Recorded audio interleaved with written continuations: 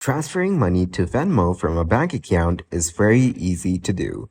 Today I'm going to show you how to do it. First, launch the Venmo mobile app on your smartphone. Make sure you are logged into your Venmo account. Navigate to the balance. Tap on the icon located at the top left of the app to open the menu. From the menu, select Balance. This will take you to your Venmo balance screen. On the balance screen, tap on the Add Money button.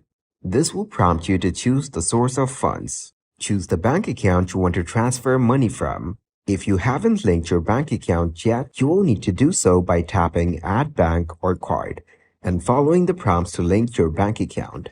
After selecting your bank account, enter the amount of money you want to transfer from your bank account to your Venmo balance. Review the transfer details to ensure everything is correct. Then tap on Add or Confirm to initiate the transfer. The transfer may take a few business days to complete. Venmo will notify you once the money has been successfully added to your Venmo balance.